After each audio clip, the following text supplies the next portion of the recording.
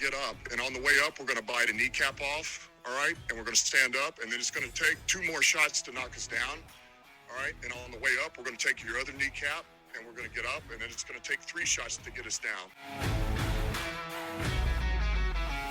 What's up, boys and girls, Lions fans of all ages? Welcome into another exciting episode of Kneecaps for Breakfast. Vince Progar, that's me. Happy to be joined, as always, by the man himself, Phil Byrne. And Phil, I'm starting to feel it in the air, buddy. We're less than 2 weeks away from the start of this NFL season. And make no mistake about it, Ford Field is ready.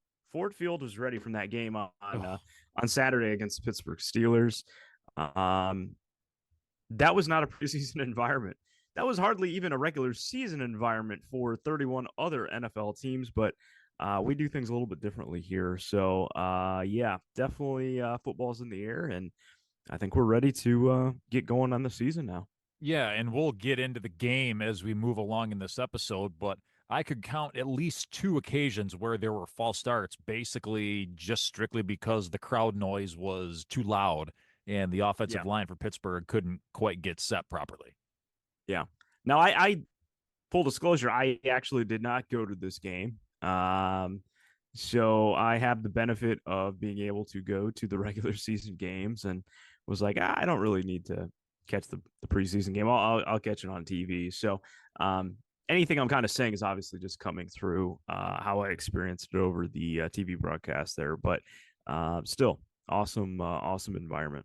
I did have a opportunity to go to the game if I wanted to. A good friend and neighbor of mine offered up his tickets. He's a Lions season ticket holder, and he had a wedding in Milwaukee, wasn't able to make it, but I had ducked out of work the previous Saturday. I'm going to be taking some time off here moving forward here, and it's just like, yeah, you know what? I got to pick my spots of when I duck out of work, so I opted to not take those tickets, but I wouldn't have been alone. I would have been around 62,000 plus other people, and boy, was it a sight to see inside the Ford Field from the TV broadcast standpoint. What were your thoughts as you were watching that game with what you saw on Saturday?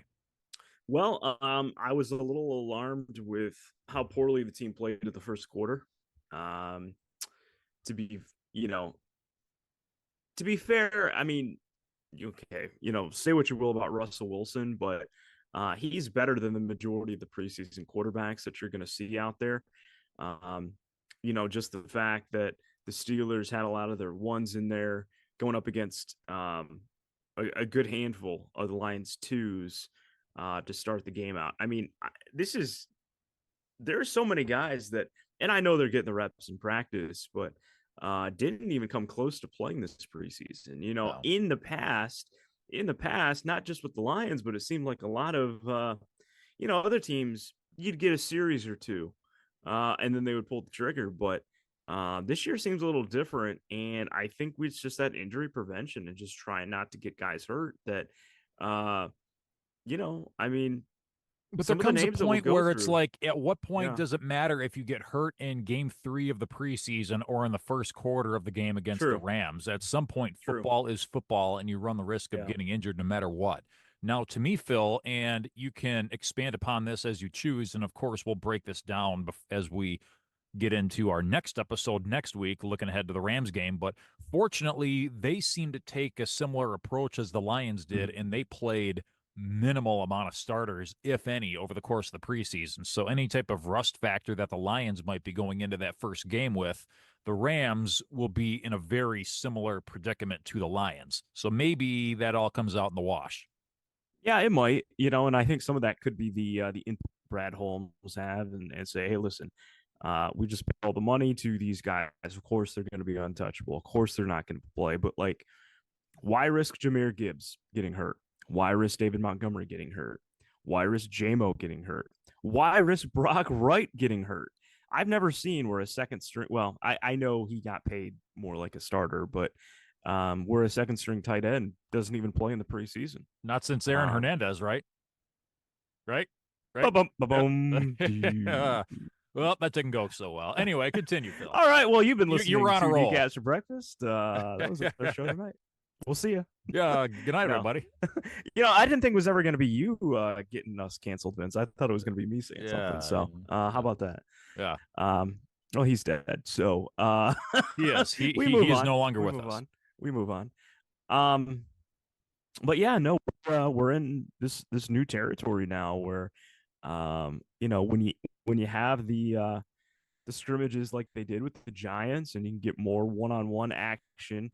I think you just see and you know what you got, and you just don't have to risk it. So, we'll see.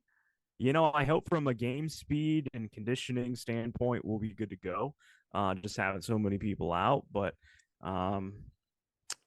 you know, we got a good roster. No risk in getting it hurt against the Steelers in a meaningless game.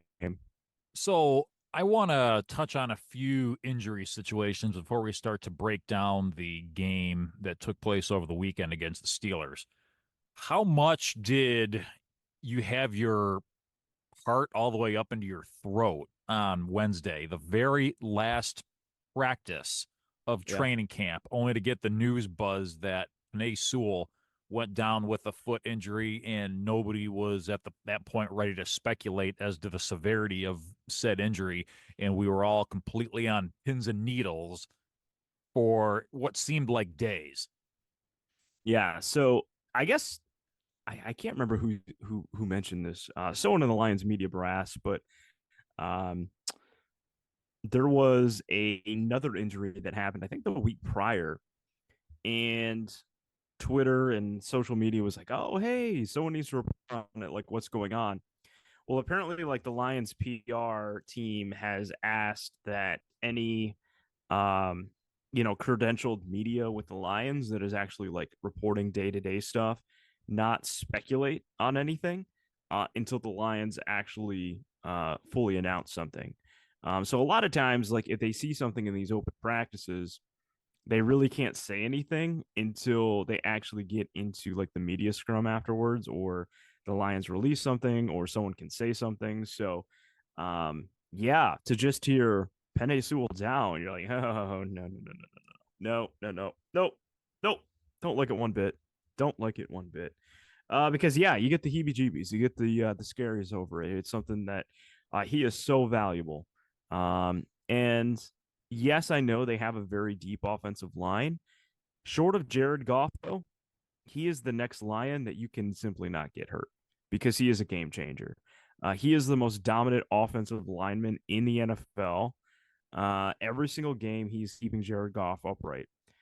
If he goes down, you risk Goff getting hurt. Like that's just, that's just going to happen, So, thankfully, we got he's okay. That's kind of where we're at with it. Yeah, so what it wound up being was the initial report said there was a foot injury, that he was able to get his shoe back on, which is initially a good sign, and he was able to walk off under his own power, albeit very heavily limping. What it turned out to be was just a rolled ankle. So that just goes to show that there can be all this freak out and hubbub over something that was misreported by somebody in the media who probably wanted to be first at it, like some web junkie or some podcast reporter like you and I or something like that, trying to get on the map or something, and that just goes to show that's not always the best thing to do. It caused a lot of freak out over nothing.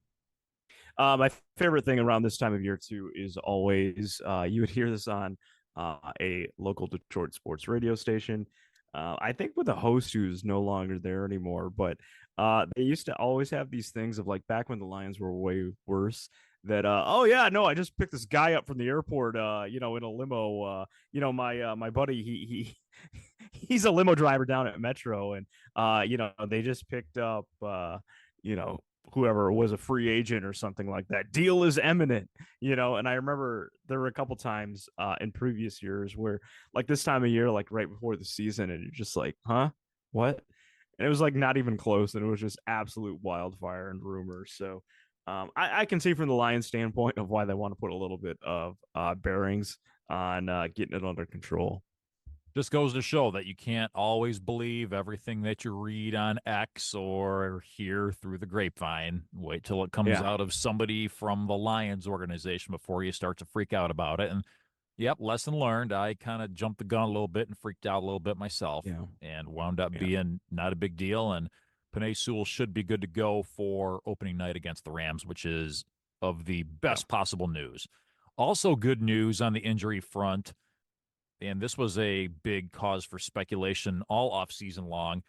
DJ Reader passed his physical, so he's been officially activated off the PUP list. So it's going to be only a matter of time before we see him. It may not be opening night, but at least we don't have to wait the 4 games that it would have been had he remained on the PUP list. That would have meant we wouldn't have even seen him until the middle of October. So now the window is open to see him a heck of a lot sooner. Again, great news on the DJ Reader front.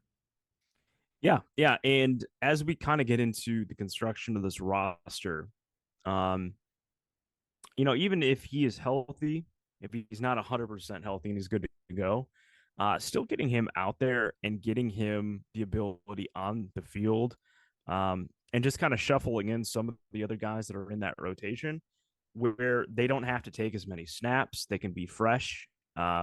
Should make a world of a difference for a Lions unit on the rush defense side of the ball. Was phenomenal, was awesome last year.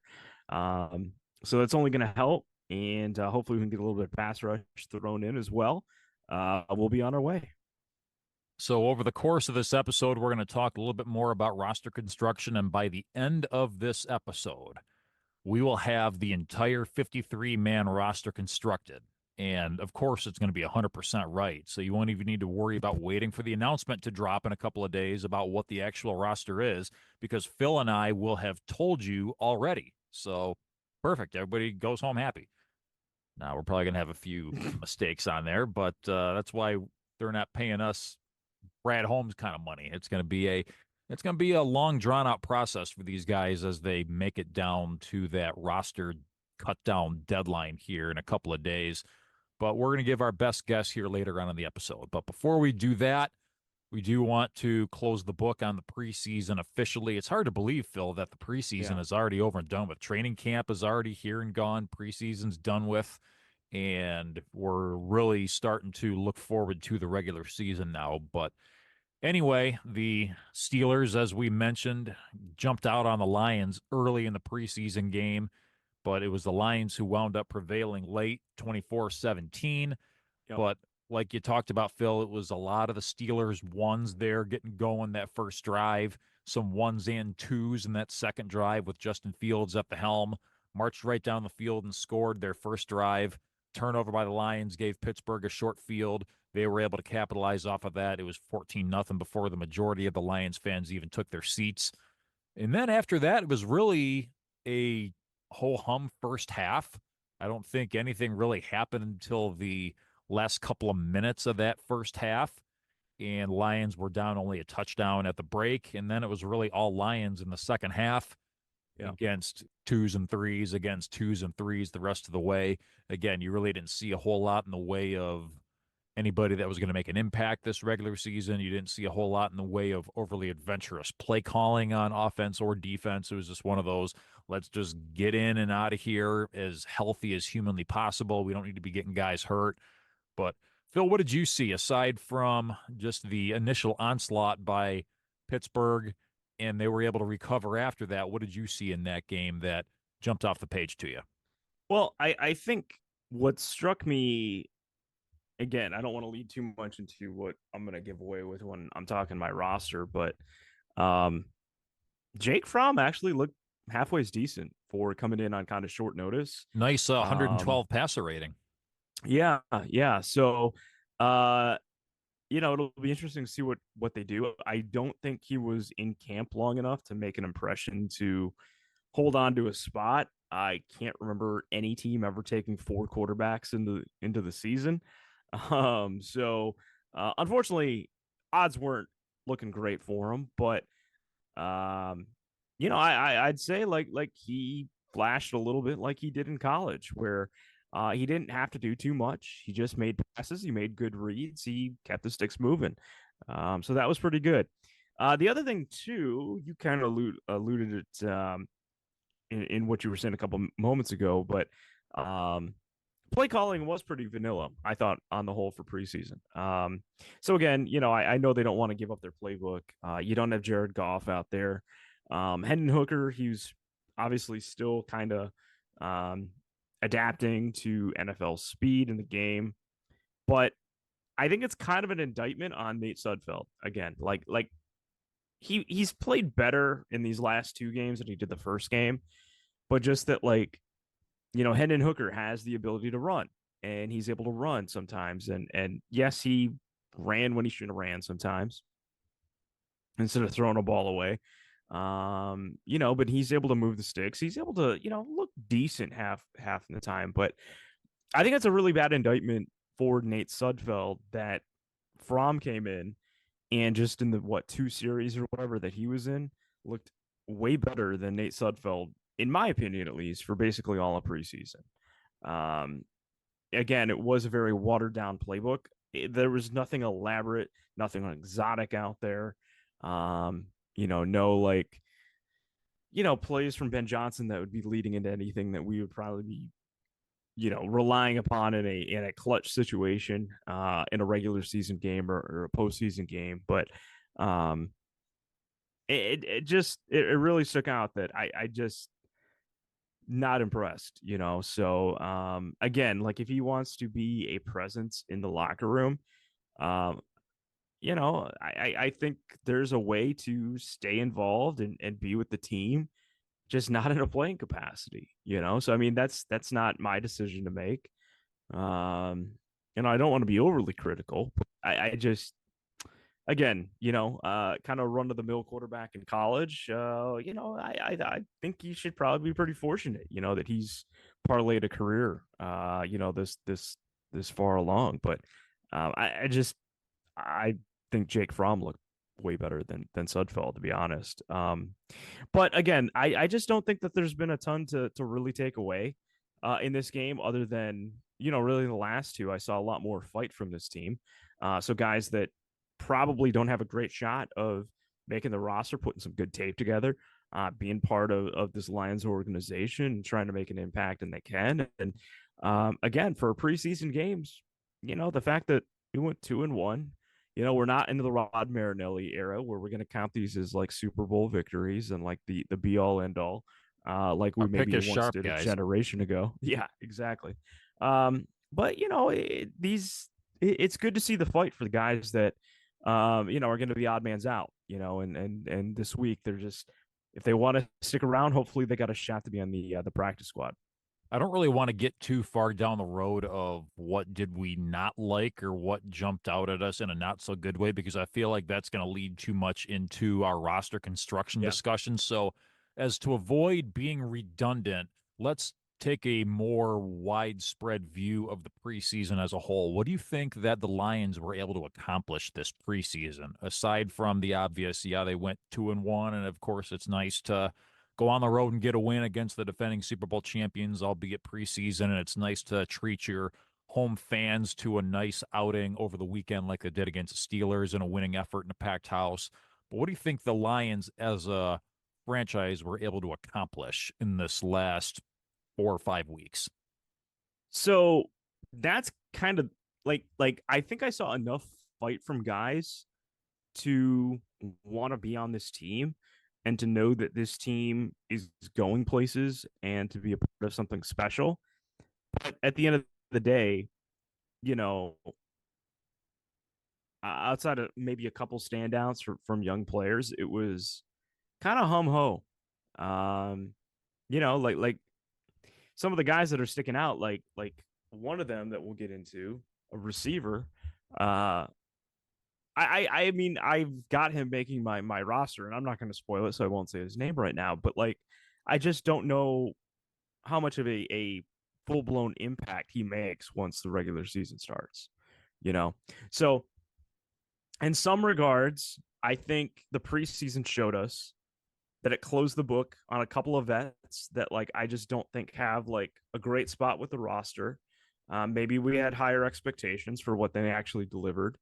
But then again, I think we saw some guys that were able to prove themselves. Some guys that were able to come in. Making a mistake about it, though, for these young guys, they should embrace the opportunity of being on this practice squad just in the off chance someone unfortunately does get hurt and they do get called up. The Lions roster is incredibly deep, like incredibly deep. So you know they should feel glad about that, and we'll maybe see them down the road.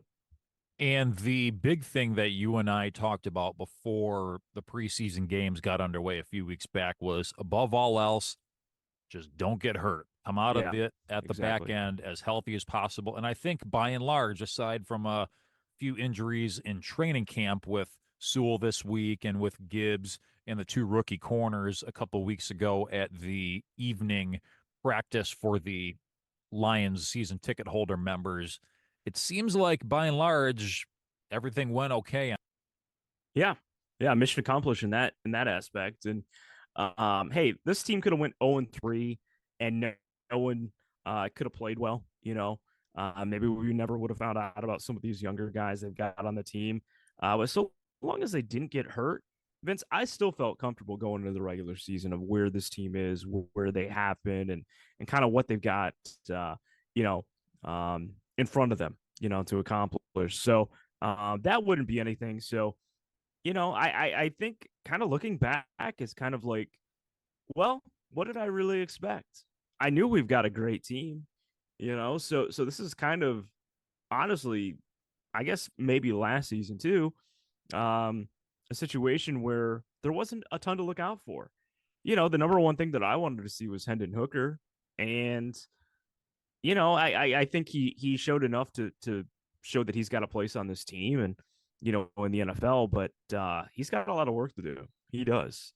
There's no doubt about it, and there is a huge drop off between Goff and him, without question. So that's kind of just my takeaways. Is it's a lot about a little, or a little about a lot, however you want to say that, a Yogi Berraism, if you will, kind of, where no one got hurt, and that was the main objective. And they could have got blown out in all these games and just thrown in the towel and maybe just kind of go through the motions. And you could just blame it on preseason being preseason and you'd be fine. So, for some of the guys on the tail end of the roster, hopefully they did enough to be able to make this team.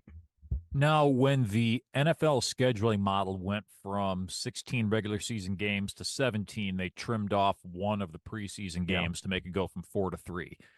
Do you think that this current model of a preseason schedule is at all sustainable? Because I feel like the minimalistic expectations that we have set for the Lions isn't too far unique from what a lot of the other NFL franchises are doing. So it almost makes you wonder, what are we even doing by putting all these franchises through this whole paradigm of a preseason that really the main objective is just be to come out of it alive and be ready for week one? Why are we doing this?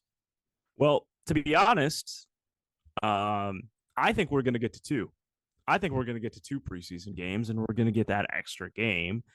And I know Roger Goodell has already talked about trying to get that instituted so that when they have the week in between, that would push the Super Bowl right up to President's Day weekend, and people would get the day after the Super Bowl off of work, essentially, therefore making that day almost like a holiday. So I think that's where we're headed.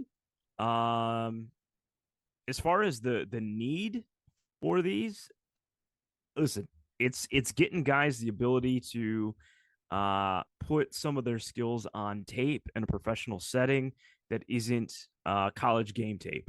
If you played at Coastal Carolina, if you played at some FCS school and you're not playing a Big Ten schedule each week, A, the quality of the film might not be great, but B, they want to see you play against someone good, right? So with these preseason games, it's still giving the guys the ability to go out there and play. And I don't think we're going to get beneath two games ever. You'll just get one home game, one road game. But I think that's the model we're moving to, because for me, for the last couple of years, it seems like more teams are getting the takeaways from these kind of like practices that go on. And I know there are a couple teams that still don't do that. So we'll have to see if they adjust accordingly, Well, that's just it. Do you think that might yeah, be now something that's mandated by the NFL if could they be. do wind up cutting down to 2 games in the future? Could be. Yeah, it could be. I think the Players Association though still wants those 2 games just so that they can get guys that um, don't have stable spots on rosters to be able to go out there and try to compete for spots. So I think we're always going to have preseason games, but I think this kind of model and format where it's like 3 and then you get like 2 home games one year, 1 home game the year, but then like for like this year with the 1 preseason game at home, you get the additional regular season game at home. I think they're going to go away with that because, quite honestly, getting an extra regular season game at home is, in my opinion, at least, when you're at Ford Field, it's a competitive advantage. You're listening to this episode of Kneecaps for Breakfast. Vince Progar and Phil Byrne along with you. We are putting a ribbon on the 2024 preseason. Training camp is over and done with, and now we officially look ahead to the regular season. This is not the season preview episode. You're going to want to join us next week for that episode, and I think that's probably going to wind up being like a double feature type thing. The old double feature at the movies. I mean, that's going to be as lengthy of an episode as we've done, I think, looking ahead to our episode next week. So you're not going to want to miss that, especially if you're going to be doing one last hurrah before the kids go back to school. Labor Day weekend coming up next week. We'll have the season preview episode dropping on that Labor Day Monday. So as you're heading home from vacation or as you're trying to get the kids ready for school or whatever the case may be, tune in next week for the season preview. But before we do that, Phil, the roster cutdowns take place this week. So you and I are going to put our heads together, and we are going to, before we sign off on this episode, we're going to have the 53-man roster in place. So I have 33 roster spots that are completely without negotiation locked down right here this minute. And I know you're doing the same thing. How many of you come up with at this current point? So I think I got up to about 40 that I felt comfortable with. So the way that I kind of did this, I wrote down each position. I added how many I wanted to keep, and I went through there. That's kind of how I did it. So, and see, that's great. 2 different approaches. I just wrote each position group down, and then I just start writing names down based on whether or not I think they're a roster lock or not. And then if I think they're up for negotiation or discussion, I left it completely blank. For instance, I only wrote 1 quarterback down. I didn't even write a backup quarterback down because I want us to be able to get into discussion on that and then arrive at a consensus before we sign off. Okay. So where do you want to start, Phil? Spin the wheel and pick a position group, and we'll just kind of go down the line from there. Well, let's start at one that I think has had a lot of people talking about it this offseason. You might think quarterback. Let's actually start at wide receiver. I was kind of thinking the same thing. Let's be bold and different here. So my absolutely no discussion whatsoever. It's a lock. You got Amon-Ra St. Brown, you got Jameson Williams, and you got Khalif Raymond. So those are your 3 guys right off the bat who are going to be on the roster as a receiver. No ifs, ands, or buts about it.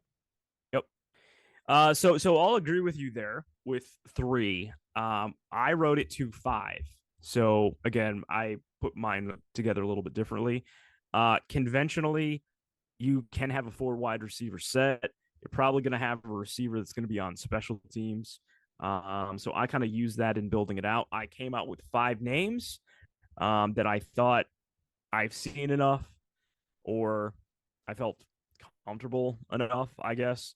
And then probably, figure out 1 more spot, I guess, as you kind of get down to, when you're in the 48 to 53 range of those last 5 spots on the team. So, okay. So Vince, so you said St. Brown, you said JMO, you said Khalif. Yep, and if they're up for discussion, I left it blank. So I obviously think there's going to be more than 3 receivers on this roster, but I think they're not locks. Yeah. So if I was just going with 5, the other 2 guys I'm going to throw out there, I think Isaiah Williams makes his team.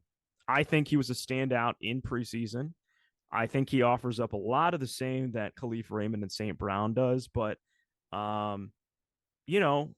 I don't think he can ever have enough slot receivers, especially in the offense like the Lions have. that offer up something that have a little bit of that elusive juice. And I think he really showed out this offseason into preseason. So extremely productive in Illinois. And, maybe just his size is one of the main caveats for, why he was able to end up in the Lions' lap. But I think he makes his team. And then the fifth one, and this could be a little controversial, who makes the team. I have actually decided I'm just ruling out what I've seen in preseason. I'm keeping Donovan Peoples-Jones on this team.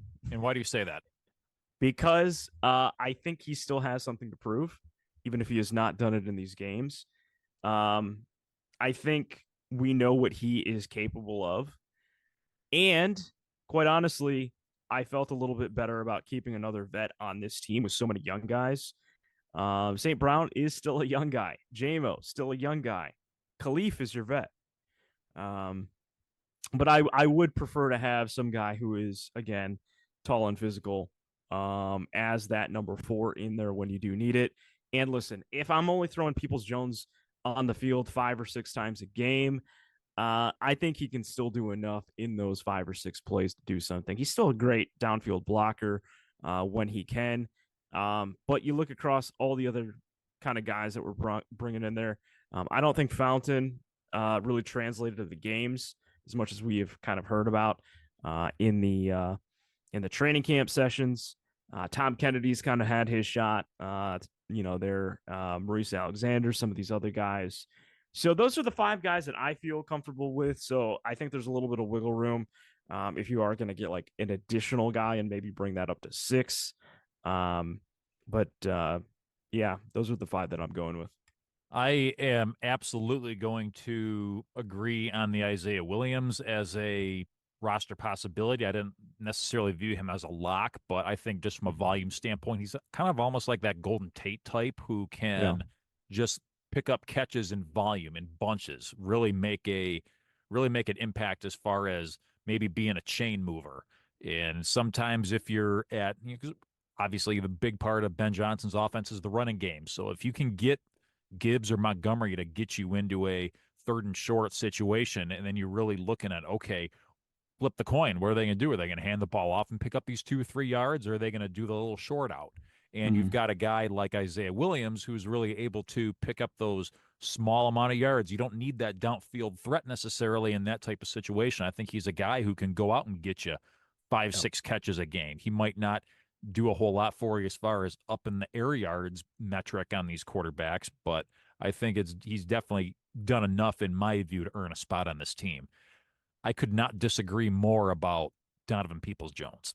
And I'm not necessarily viewing it as what I saw in the preseason or in training camp. I'm even looking back at what I saw last year. And ever since that trade, I just have not seen enough that he's done enough to gel with this roster, that he is proven that he's worth a 53-man roster spot, because you got to think they're going to need to make some difficult decisions in other areas of this team on the other side of the ball, presumably.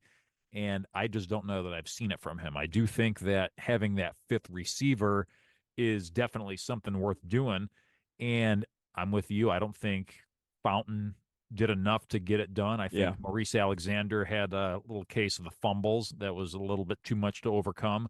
I think the Tom Kennedy thing was cute early on, but it's kind of like stale toast at this point. I think a guy who you maybe take a risk on is that, number 5 receiver and probably your 8th or 9th receiving option is a guy like Caden Davis. He's a guy who's shown the ability in the preseason games to make a couple of nice downfield catches, pick up a couple of yards after the catch. He is over 6 feet, so he's not of the small, not a height advantage guy, a slot guy. He's a guy who can maybe go up against one of your more physical corners. It might be something worth thinking about. But in any case, 5 is definitely the number, I think, in my mind, for the receivers. Yeah. So, okay. Yeah, I mean, that's good. So my take on Peoples-Jones too is I feel like it's a room that's going to have a little bit of flexibility and fluidity throughout the year. Again, as you said, what the 3 guys that were the locks, for what you're going with. And of course, I'm going to agree with you there with those three. So, we'll see what Isaiah Williams can do. I think we're both in agreement there. DPJ, again, I'm comfortable with rolling him out there as my number 5 going into the game against the Rams. But if we just don't see enough and there's something else that's out there, on the waivers or another veteran receiver that gets cut as we head into that last week before the regular season, I'm totally cool with cutting bait on Peoples-Jones. But I just thought honestly he was the 5th best option, and I feel comfortable with having 5 receivers. So I'll put DPJ down for Phil, and I'll put Davis down for me. So that way we're able to, at the end of it, be able to keep track of what we're looking at there. All right, Phil, which position group are we going to hit next? Let's go quarterback. Again, I think this could be a little controversial. We'll get these two out of the way. Yeah, get them out of the way. So, again, lock Jared Goff, no doubt about it. After that's where it gets iffy. I know that we're going to need at least another guy to fill this backup quarterback position. And, of course, nowadays the number 3 quarterback on the roster is always a hot topic of discussion now that you're able to kind of keep that rover that can step in and be an emergency quarterback without him having to count against the active roster necessarily. Whether you keep 3 on the 53-man is kind of a coin flip, it seems like, in this day and age. I think we are both in agreement, Phil, that Hendon Hooker belongs on this 53-man roster. But the question is, to what extent? Does he belong as the backup, or do you create a QB3 and slot him in there? I want to get in your brain here and see what you think. See, I think that's too rich. I think that's too rich. I trust this offensive line to keep Jared Goff upright. Hendon Hooker, I have cemented in as the number 2 quarterback, and I don't know what he has available as far as options, but I would try to get Jake Fromm on the practice squad. I saw enough of him in that short little stint in preseason to know. I know he's got the college pedigree in Georgia as well. That listen, I know he doesn't have the booming cannon that you want, but I think he can do enough as a backup quarterback, at least from a practice squad standpoint, that I feel comfortable with that. And I'm just going to roll with 2. So Nate Sudfeld, future is yours with what you want to do. But in my opinion, it should not include a roster spot, nor do I want to hold down a spot in another area where I think we just need more bodies. Do you think the fact that Sudfeld did not see the field in the Steelers game was any type of indication that maybe he has already locked up the QB2 job? That is a good question. That is a good question, because I think if he was still competing, he probably would have played. So this is not me speculating. I'm just devil's advocate. Yeah. Well, you're probably right then. And I guess, listen, this is our scenario, so it's not necessarily what the Lions are going to do. But if you are right with that, then maybe we are keeping 3, because I just don't think you just wouldn't play Sudfeld, if he was, in danger of losing, a spot or something. So maybe you're right about that.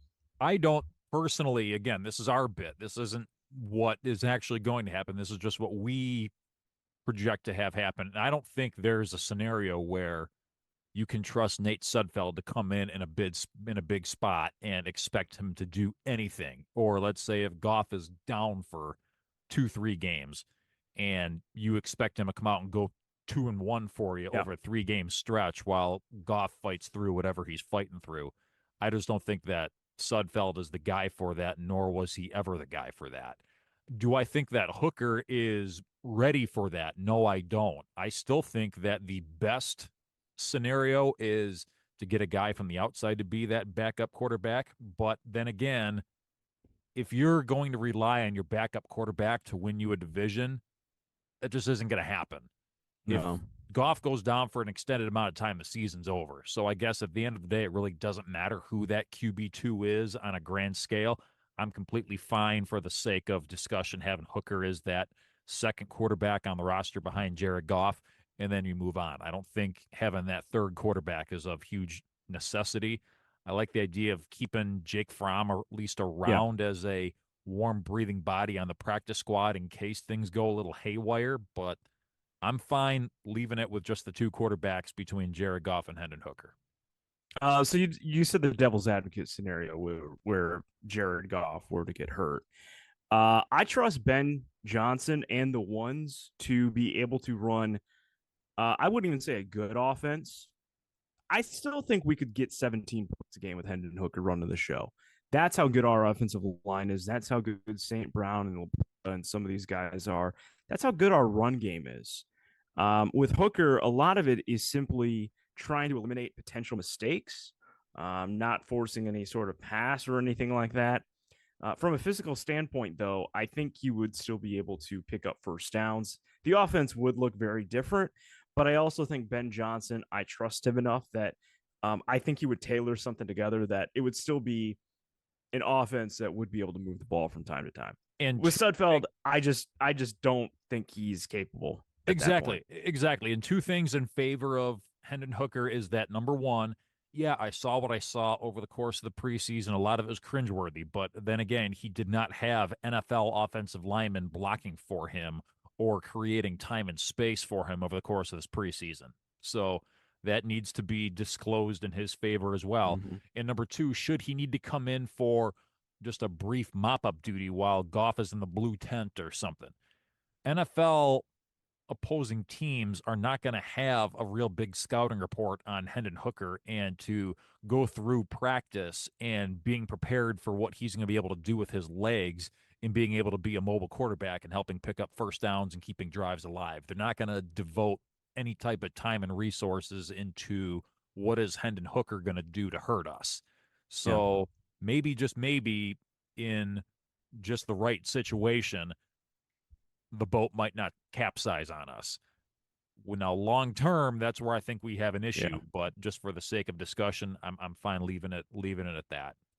Yep. How about some tight ends, Phil? So again, I think your untouchables are going to be Sam Laporta and Brock Wright, and I think you need at least another one. E3 on there.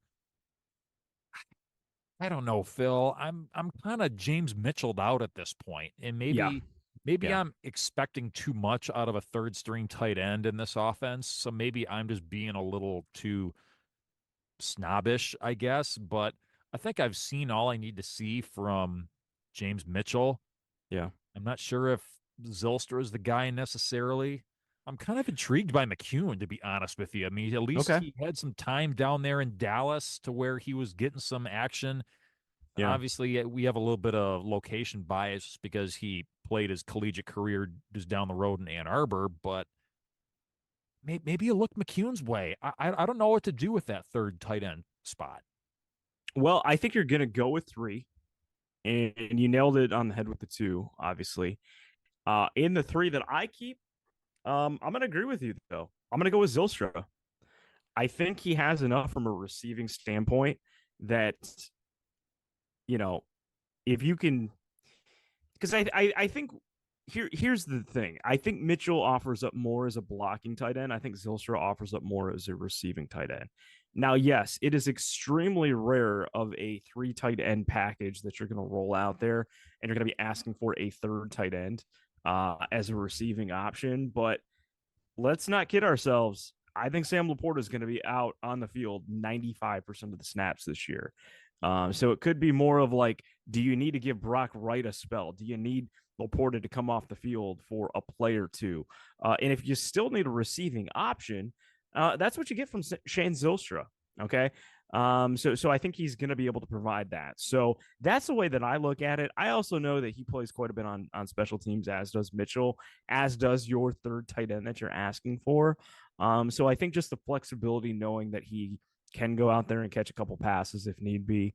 I'm okay with keeping him as the third option. But yeah, no, I think you do need to be a little bit of flexible on that. So it wouldn't shock me if maybe it starts with Zylstra, and whether it's some guy in the practice squad, maybe some other guy that gets cut by another team that's out there that ends up being the number 3 tight end for the Lions at some point this year. But those are the 3 that I'm going with. So I was thinking McEwen all along, but listening to you, I'm actually gonna come over to your side of things on this because if Laporta, Lord forbid, goes down, or if Wright goes down, those are two Yeah. receiving tight ends that goes down. If you have James Mitchell out there, who's primarily a blocking tight Yeah. end, that does nothing for you. You're not replacing the production that you're gonna get out of one of those two guys. And I think McEwen, while he's got hands, he's still that bigger body who's able to really create some space for plays to develop downfield. And again, I just don't think that's the guy who, if you lose tight end 1 or tight end 2, you're going to have as seamless of a drop off as you would if you were to keep maybe a receiving guy first in Zylstra. Zylstra's been around for a handful of years. He knows the locker room. He knows the offense. You're not going to really get much of a dip as far as the mental side of things go. So I think in order to keep things moving in the direction they should, I think Zylstra probably is the guy you stick with there as far as the tight end there. Yep. What do you think about the running backs now? So obviously you have David Montgomery and you have Jahmyr Gibbs. I think I'm calling it a lock. I don't know if maybe you using this as more of a question mark, but I have Sione Vaki as a lock. I think what I've he's a seen lock. from him Yeah. in the preseason, he didn't play at all in the Steelers game over the weekend, but what I saw from him in those first 2 games, I put Vaki as a lock there as the third running back. Now, the question is, are they going to keep 5 running backs? Because I can go either way on this, whether they keep 4 or keep 5. I think you have to keep Craig Reynolds around. I think he's a locker room guy. I think he's a culture guy. I think you're in a situation where you don't want to be relying upon your 4th string running back necessarily, but I think we've seen that Craig Reynolds can be a plus guy in the special teams as well, especially now with the new kickoff, and you need to have more of a answer in the kick return game. I'm not calling him a lock, but I think you at least have to think long and hard about Craig Reynolds as a yes. Yeah. Again, go back to all the big plays where, he was involved in some way. That St. Brown touchdown that he sprung him loose off the block, like these are the kind of things that he has made a reputation for, that he is now getting the dividends of, and getting to live off of that. So yeah, no, I think he makes it. I guess my question would be, so I have Gibbs, Montgomery, Vaki, and Reynolds as making the team. So that's 4 slots. If you go with a 5th, do we pencil in a fullback? I'm not really sure what we do with that. So honestly, I already did. I'll look ahead with a little Vaki? bit. I had Malcolm Rodriguez as a fullback. Okay. Because I know that was always Jason Cabinda's job for the longest time. He's no longer on the roster. So I think you got to keep, without getting too deep into the weeds with the defense just yet, I think Malcolm Rodriguez is a guy you still want to have on the team. Maybe the linebacker core gets a little too crowded in that room. Maybe for the sake of positioning, you put Rodrigo in as a fullback. Okay. Yeah, I like that. That works for me. We did see a lot of way of Jamar Jefferson, Funk, and the Z-Man over the weekend. Do you think any of those 3 guys did enough to tell the world that they're that 5th and final running back, or do you think that's even necessary? No, I think at this rate they're probably just fighting over a practice squad spot. Especially when Vaki offers up so much other versatility, that Reynolds is really the depth piece. If you think about it, if Gibbs or Montgomery are feeling a little gimpy or something like that in a game, you can turn to Reynolds and know you can at least get 5 carries out of them in a game, to kind of burden a bit of the load or something like that. But I think Jamar Jefferson has been kind of a nice piece, over the last couple of seasons, and like preseason and things like that. Being a draft pick, practice squad candidate. Yeah, but I don't think he's better than these 4. Nor do I think he gets a spot over these 4. So how about the offensive line? So I have the starting 5 fully intact, as I'm sure every Lions fan on the planet does. Taylor Decker, Graham Glasgow, Frank Ragnow, Kevin Zeitler, Penei Sewell as your starting five. And then I have three depth pieces as locks. I have Colby Sorsdahl, Dan Skipper, and Coyote Awasika. Okay. Just like last year. Where do you go as far as the O-line depth pieces? So I think you have to keep the rookies as well. Including Manu. Yeah, I give him a 53-man roster spot. I don't think you want to cut him and go practice squad just because the Lions really made such a gamble. And you know, I don't think he's gonna. I think he's gonna be one of those healthy scratches. You know, so just making the inactive roster every week, but still counting him towards that 53-man. Because the thing that would worry me is so correct me if I'm wrong here. But with practice squad, it's a situation where you get released, and then basically all the teams get the ability to sign whoever gets released to the practice squad, or is the team that releases them get first rights to going to practice squad? Do you know how that works? So I think, now I could be wrong as well, but my impression of it was like what you speculated, how you're kind of in the pot, so to speak. Yeah. And then you have the ability to get poached by somebody else. Now, more often than not, you've got guys who, because I'm sure if somebody else wanted you, they probably would have gone up and taken you. So a lot of times these people do find their way back to whence they came. But I think that you always run the risk of losing somebody who you outright cut that you hope to bring back to the practice squad, but it doesn't happen. I don't know what the percentages look like, but there's always the risk there. So make no mistake about it. I think Manu really struggled and has struggled to adapt. And it's a long-term play. You know, I think he was basically drafted with, hey, we're going to get the deal done with Decker. If we think that this guy has potential and we can get him on the cheap, who knows, by the end of Decker's contract, maybe we'll have his replacement waiting in the wings. What concerns me about this spot is if it is a true pot situation where like we're releasing them and basically anyone can go ahead and designate them. Think about the Brock Wright contract with the 49ers.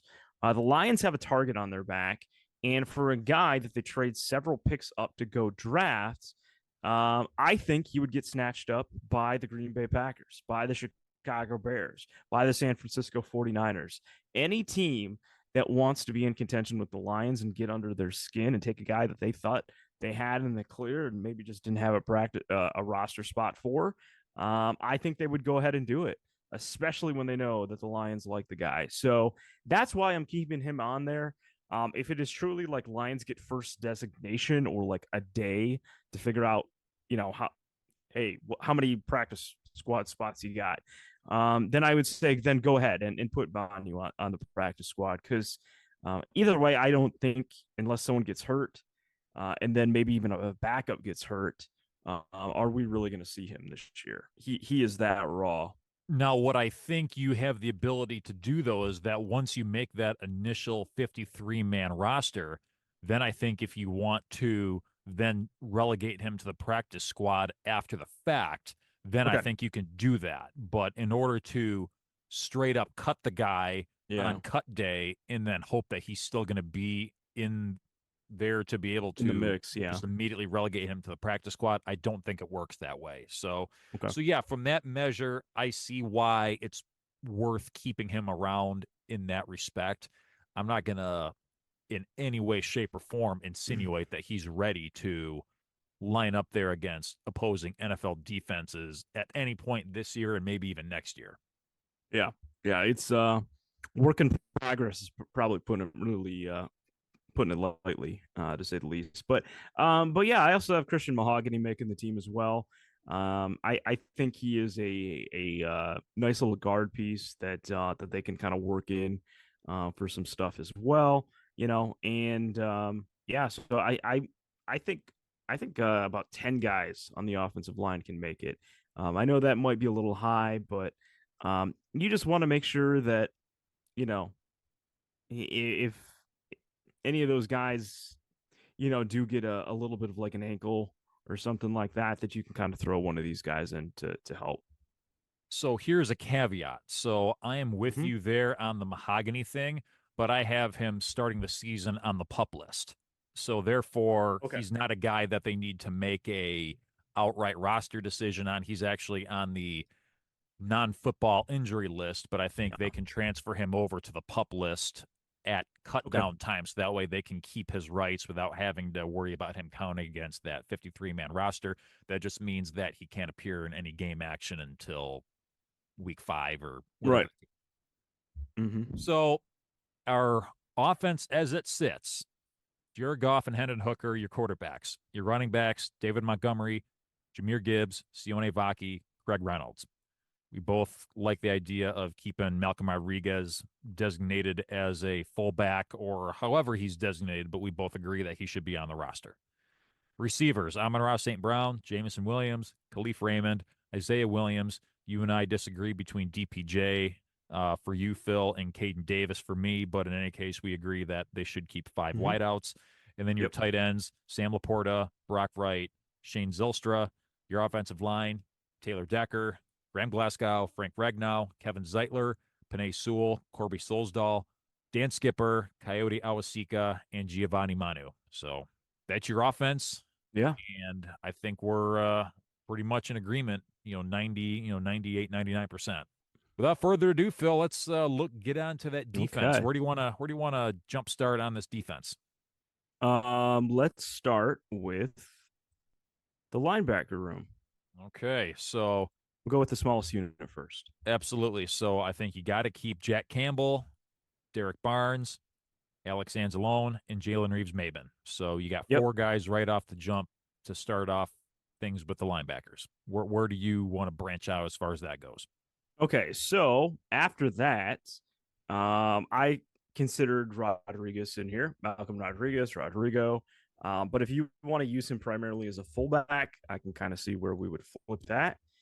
And then I also consider James Houston as a linebacker more than a defensive end, mostly because he's really just in pass rush situations. That seems like all he's going to do, and he's just that kind of stand up, pass rush linebacker is what he's kind of morphed into here. So that's where we're at it. I did like the Ben Neiman guy to keep him around as well. But that could be more from like a special team standpoint. You got Jalen Reeves-Maybin there. If Rodrigo is going to be playing fullback, we don't have a ton of fullback sets that you can still use him as a depth piece in the linebacker room. I think this is where you get a little bit of flexibility and creativity with the coordinators and how they want to go ahead and use a guy like that. Jalen Reeves-Maybin is the special teams ace. He is 100% on this team, but that's not a lot in terms of depth. Really, I guess you can consider Reeves-Maybin a backup and Rodrigo and Houston a backup, but they all kind of had different roles, and I just don't know. Like the starting 3 and the backup 3 that I've got here, like I guess Rodrigo is probably the closest to what the other 3 kind of offer, but Reeves-Maybin and Houston are just kind of out on an island as far as being completely different than the other 3. And we are going to see a lot of 4-2-5 sets with Aaron Glenn's defense. So it's not like the linebacker is a integral part of what they're trying to do. So keeping 6-7 linebackers as part of this defense, I'm not sure is the most necessary thing. Yeah. So I wrote 6, and those are the 6 that I'm keeping. I would say Neiman would probably be the wild card there, but outside of that, I don't think too many of these other guys are going to make it. How about the defensive line? So your locks, I have Aiden Hutchinson, Aleem McNeil, DJ Reader, and Marcus Davenport. Oh, that's it. Okay. So the locks are just being the starters? Yep. So the depth pieces, I need to we kind of need to talk it out a little bit. Yeah. Okay. So I think Anzaworke is going to make it. Levi. I think he has had a standout training camp and preseason heading into it. I think you can pencil him as a depth piece. I agree, even though I don't know that I necessarily saw a whole lot from him in the preseason. I think you have to kind of take one more whack at this guy. And I think this is the last year they have him under contract. So it's really kind of a no pressure situation. If it works, great. If not, you're no worse for the wear. And I kind of feel the same way about Josh Pascal. I kind of want to see what this kid can do. I know he's kind of been on the wrong side of the luck with some injuries early in his career. And I think that he's well liked in the locker room. And I'm intrigued to see what they can get out of him in his, hard to believe this is going to be his third year coming up here. So I like to see what we can get out of him too. Yep. So both of them make it. We also have Broderick Martin making it, in my opinion. I think it's too early to kind of give up on him. I think he hasn't really flashed, but he offers up good size, good versatility that you can kind of throw in there. He is going to pretty much spell DJ Reader, just being that they are both kind of the same size. So I like that as well. The other two guys, of course, I think are going to spell a little bit more for Lee McNeil. With Paschal, obviously you can line him up outside a little bit more. But that's kind of how we're looking there. And then the other two that I wrote down in here, Mekhi Wingo. I think he can make the team, as can John Kaminsky. We probably won't see Kaminsky until late in the year, so he'll probably start off on the PUP list, so he won't count against the roster. I am actually going to go in a different direction from you on the Broderick Martin thing. I just don't know that this has worked, and I'm not confident that it's going to work. And I'd like to see what they can get out of Isaac Ukwu. Okay. I think he has really taken the opportunity that lay before him and come out there and done something with it. And made it look like he's, because you talked about it early on in the show, Phil, how there's guys out there in these preseason games and their priority number one is trying to get themselves that roster spot. And I feel like he's done what he can to really prove to the decision makers that he deserves a spot on this roster.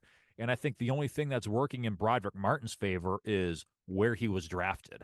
And I think if you're serious about building a stronger defense than what you had before, I think you got to go with a stronger player and what you've seen from him at this point. And I think that Ukwu is the guy. If I'm forced to make a choice between him and Broderick Martin, that's where I'm going.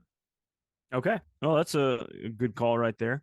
The other thing that I think is interesting is what to do with Matthew Betts. To me, he doesn't make this team. I don't even know if I really saw enough for him to make the practice squad, quite honestly. But, he came in and was super productive in the Canadian League. And, I know there is quite a bit of a skill level difference. No question about it. But, I don't think their defense is as gimmicky as some of the offenses in the Canadian League. And if you can still be a productive defensive player, it can translate in some aspects of it. But he just kind of like Manu really showed that how far off some of these guys are. So what's your take on Matthew Betts? I'm kind of with you there, Phil. And I think that he's a guy who probably deserves a spot. I just don't know if he's going to get a spot. Because we're getting down to the nitty gritty, and there's always the guy who you like what you saw that just isn't quite on the right side of the cut line. And I think he might just be one of those 3:59 p.m. casualties. Just my take. Yep. I agree. All right. So looking at the corners, we'll kind of separate the secondary by subgroup here. So we'll look at the corners. Your locks, Carlton Davis, Terrion Arnold, Ennis Rakestraw, and Amik Robertson. Where are you thinking as far as the depth goes, as far as the corner room goes? Okay, so I would go Khalil Dorsey. And see, that's what I was leaning towards. I was leaning towards Dorsey. even looking back towards the past, before this season, I liked what I saw out of him. Seemed to have a strong preseason. Not enough to call him a lock, but I'm fully on board with having him as a depth piece. Yeah, I think he's decent in the slot. You know, we're kind of picking at straws with some of these guys here. What do you think about Stephen Gilmore? What are your thoughts on him? I don't think he makes it. I know he flashed last preseason. It was very puzzling to me that he was just on the practice squad and then just never really got called up to do anything. He didn't really flash during preseason. Again, it's 3 games, limited opportunities. We're not there in camp to see what's going on, and maybe he did, but you would think if he did, there would have been more buzz about him, and there really wasn't. So I don't think he's making the team. I'm not super stoked about Kendall Vildor, but I do know he was with his team last year, and I would say on the cornerback line, he would be the last one that I would take. I know Mosley is still hurt. What about Rashad Wildgoose, Phil? Awesome name. What you gonna do when the goose gets loose? It's too bad that he didn't have one of those hyphen names, Wild Goose hyphen Chase. Now that would be good. I mean, it's just a small smidge away from X-wing Aloysiusness from Key and Peele. So Missouri Western State University. Don't forget. Who could? Yeah. All right, I'll go with Vildor also as a final depth piece. I don't like it. I don't think he's a great player. Still having nightmares over the Brandon Ayuk play in the NFC Championship game, but I digress. Your safeties, Brian Branch, Kirby Joseph, and Ife Melifonwu as your locks for the safeties. Yep. Again, depth pieces I'm up for discussion on. So I think this comes into the discussion of who would you keep between CJ Moore and Brandon Joseph. Is the safety room big enough to have 2 guys with the last name Joseph? If they know how to play football, I'd say so. Yeah. So that's kind of where I lean on that between those 2 guys. So I don't know, man. At this point, between that spot, that's kind of like flipping a coin between those 2. If gun to my head, I think I say Brandon Joseph at this point. He did have that nice interception in the Giants game. He's kind of been all over the field. If I got to pick one, I think that's who I'm picking. Yeah. I think CJ Moore being the vet, it's kind of getting to the point where Kirby Joseph's a vet, Ife Melifonwu has been around long enough to be a vet. So I don't think you need that veteran presence necessarily that you would get from CJ Moore. So, if you want to go with Brandon Joseph, I'm cool with that as well. That leaves us with the special teamers. So you got Jake Bates as your kicker. You got Jack Fox as your punter. And you got Scott Daly as your long snapper. Yep. Is there any other direction that we need to go in as far as dedicated special teamers? No, I think just who's our returner? Our returner is what, Khalif Raymond? Yes, I believe so. Yeah. And I guess Craig Reynolds kind of helps out back there too, or Baki, one of the 2 of the guys. So, yep, I'm cool with that. So what is our magic number? What are we at right now? So I have a count of 50. Ooh. So I'm counting 50. That leads me to believe that we may not have as difficult of a cut day as we might think. Yeah. I don't know. Something's not quite, something not quite making a whole lot of sense here, but I've got an official count of 50 so far. Okay. So maybe in that case, we had 5 receivers? Who would be the... Unless you keep them both, keep both guys keep that both we Caden were Davis debating, and Caden Davis and DPJ, and just kind of see what happens from there. That gets you to 51.